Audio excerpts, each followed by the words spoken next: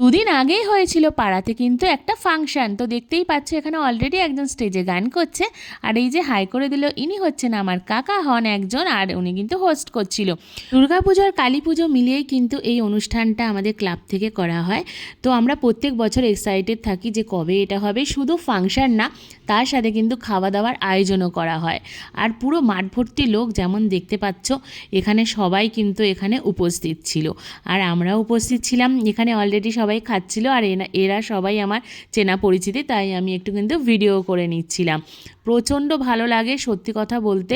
মানে আমাদের ক্লাবের মেম্বার্সরা খুবই ভালো, তারা ভীষণই পরিশ্রম করে, আর প্রত্যেক বছর এই অনুষ্ঠানটা করা হয়।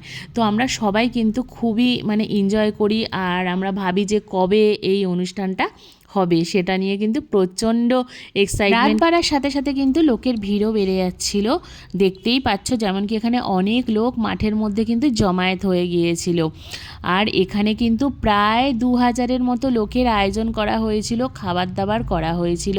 যেমন দেখতে পাচ্ছ এখানে প্রত্যেকটা মেম্বার্স কিন্তু খুবই মানে পরিশ্রম করছিল, আর সত্যি দেখে প্রচণ্ড ভালো লাগে। তবে মনে হয় যে আমার বাবাকে মিস করি, কারণ আমার বাবাও থাকতো, যাই হোক ক্লাবের মেম্বার ছিল। তো ঠিক আছে, কিন্তু তাও সবাইকে আনন্দ করতে দেখে কিন্তু ভীষণ ভালো লাগে, আর আমি নিজেও তাই খুবই এনজয় করছিলাম।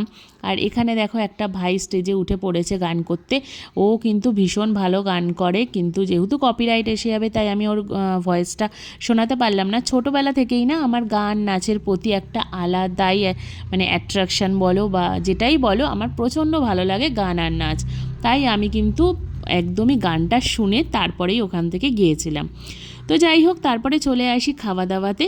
তো এখানে যেমন কি তো তারপরে কিন্তু এখানে মা আমাকে প্লেট দিয়ে দিল। এখানে সবাই দেখো আমাদের ক্লাবের মেম্বার্সরা দাঁড়িয়ে আছে, যারা ইয়েলো কালারের পাঞ্জাবি পরে আছে, আর ওখান থেকে হাই করে দিল আমার স্টুডেন্ট আমাকে। প্রথমে স্টার্টারে ছিল হচ্ছে গিয়ে ফিশ চপ, আর ছিল এখানে ভেজ ফ্রাইড রাইস। আর আমরা যেহেতু ননভেজ খাবো তাই কিন্তু আমরা এখানে চিলি চিকেন নিয়ে নিয়েছিলাম। আর এখানে ভেজ ননভেজ দুটোরই অপশান ছিল, ভেজে ছিল পনির আর ছিল আলুর দম, আর এখানে কিন্তু স্যালাডও দেওয়া হয়েছিল। দারুণ করে খাওয়া দাওয়া করলাম, আর খাবারগুলোও না দারুণ রান্না হয়েছিল, সিরিয়াসলি বলছি। আর শেষ পাতে কিন্তু ছিল চাটনি আর জিলেপি। তো ভিডিওটা কেমন লাগলো, ভালো লাগলে লাইক করে দিও, আর সাবস্ক্রাইব করতে ভুলো না। বাই।